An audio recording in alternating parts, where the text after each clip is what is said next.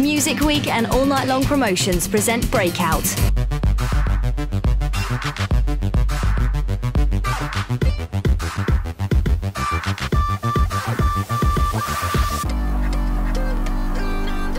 Welcome to Breakout. It's Wednesday the 13th of April and we're here at the Proud Galleries in Camden. I'm Marcus O'Dare. And I'm Bex Staley, and on this week's show we'll be hearing from Manchester Orchestra,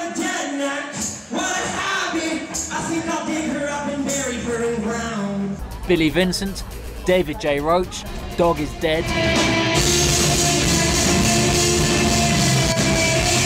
and from the acoustic stable, Ruby Goe. and I'll be mixing around in the crowd and talking to you guys. The bands were already arriving for sound check and there's reggae photography on the walls. Shall we?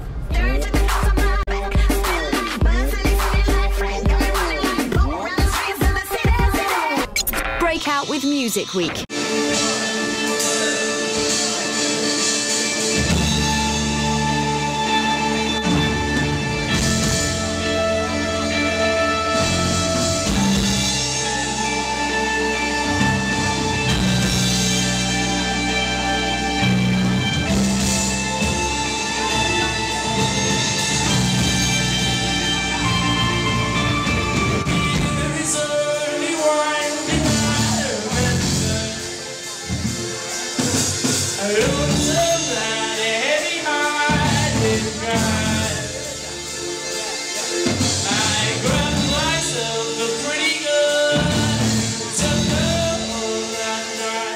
You're a buzz band at the moment, you've got a track on Radio 1 playlist, you've got major label offers, and yet just a year ago, no one seemed to be interested. What's changed in that time? And basically, it's really hard to pinpoint the one thing that changed, but we've just worked really hard to kind of develop our own sound and keep our head down and keep working at making music, getting our live performance better and writing better songs. It's good to finally be noticed. When you couldn't get a deal in the first place, you released these 3 self-released singles. When a lot of people might have given up, they might not have bothered with persisting with it. What was it that powered you through those times? At first we looked at indie labels to help us out, but no one cared, no one was interested.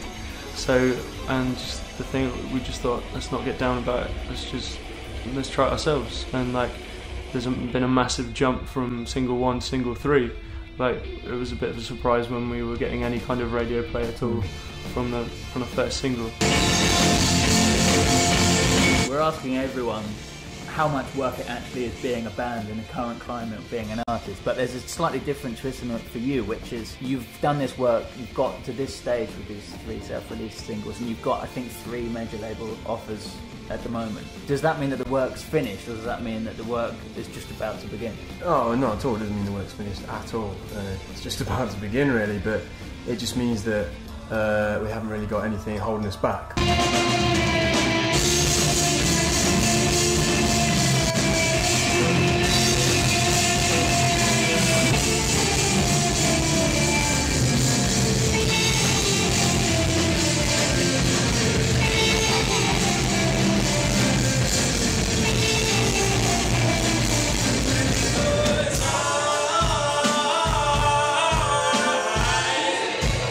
Breakout with Music Week, the business of music.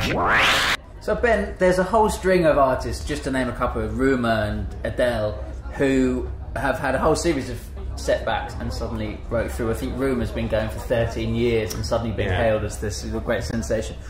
Is it a case that suddenly, for these artists, the stars are just aligned? It is, because I mean I've got thousands of CDs in my collection that I think are absolutely brilliant and have never sold anything. Things have got to be right, you've got to be the right genre, I suppose, the right person at the right time with the right idea, really. musicweek.com/breakout.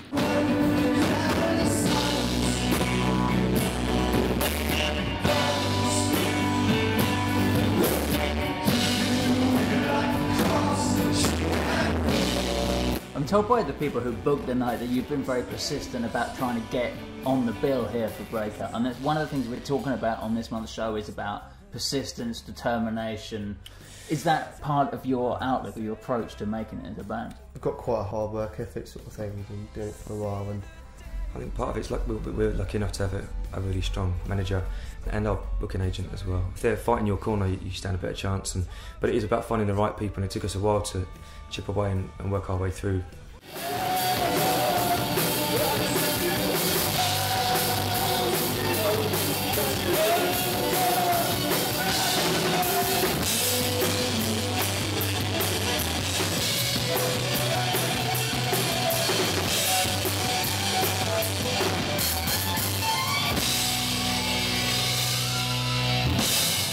musicweek.com/breakout.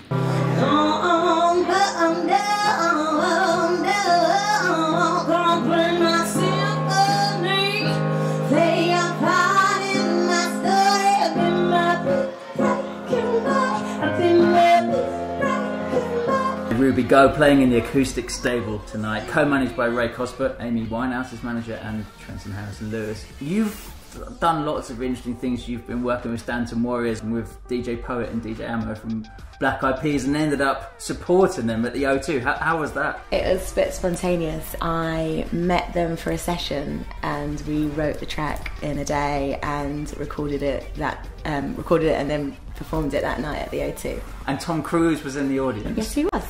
Is Tom Cruise a fan? Did you see him dance? Oh yeah, definitely. Tom Cruise is like my #1 fan. One of the things that we're looking at in Breakout this month is how hard it is for artists to break through in the current climate. Well, I think you have always needed to have determination and business head about you. It's only hard if you don't think outside the box. You've got to think of new things, you've got to think of a new sound, things that excite people, be an artist rather than just a singer.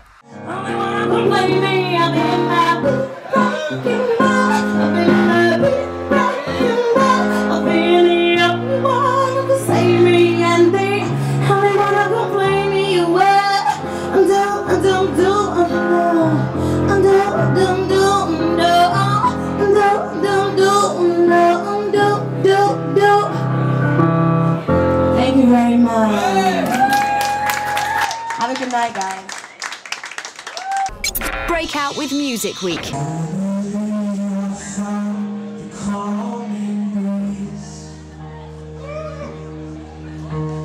Stepping out to watch the final scene. After all this, you, my pride in me. I can't speak whatever I can speak. You see.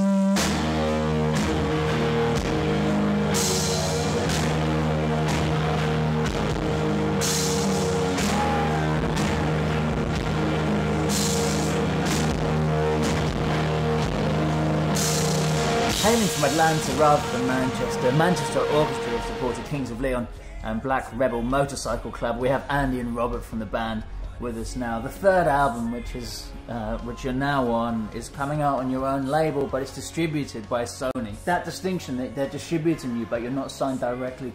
It's kind of like being directly signed to them, just we didn't have to put Columbia on the first 2 records. They still work everything, work the label and stuff. Does it mean that you have to put in all the work that Columbia would have done? It's basically like getting awesome stuff from a resource that we're able to tap into. I mean, like the people who work at Columbia and at Sony have been amazing for our band, and they've given us opportunities and, like I said, resources that we wouldn't have had if we were doing it all on our own. I mean, at the same time, if we didn't tour, we probably played like 2,000 shows. So if we hadn't have done that, nothing would have happened. I mean, the label is a tool and a means to get your music out to as many people as possible.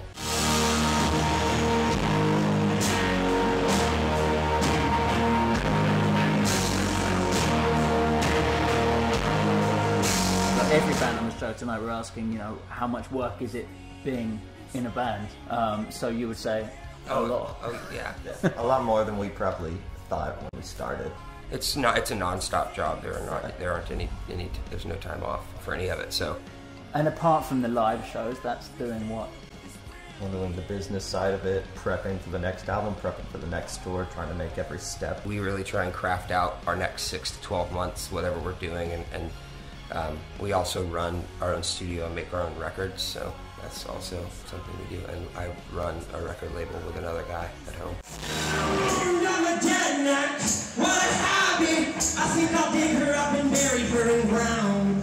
What a broke head! I think I'm dying. I think I'm dying for another one to sound. What a broke head! What a hobby! I think I'll dig her up and bury her in ground. What a broke head! I think I'm dying. I think I'm dying for another one to sound. What a Can you tell us a bit more about that label that you mentioned? Yeah, we run a label called Favorite Gentleman. Everybody in Manchester has another band that's their band as well. Robert's in a band called Govatron, where he's the lead guy. Chris is in a band called Alaska Him Nicely. I'm in a band called Right Away Great Captain.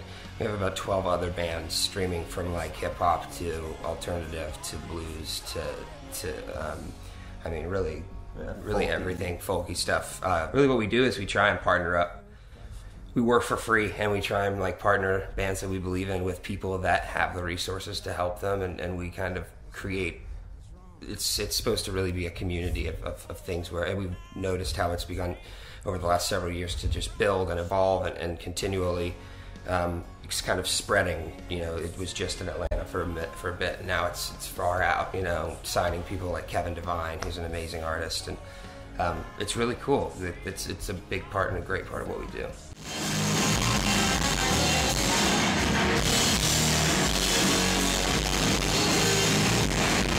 Last question is that you've been going since 2004, I think. Would you advise, well, if there are bands planning on doing it your way, what would you advise them if they were just starting off? Just make sure that you want to do it. Yeah. Because don't half-ass it. Yeah. Well, you won't make it. Half-ass it. See what happens. We haven't even made it, and we've been working our asses off since like '06. So my advice would be either don't do it or make sure that you want to do it.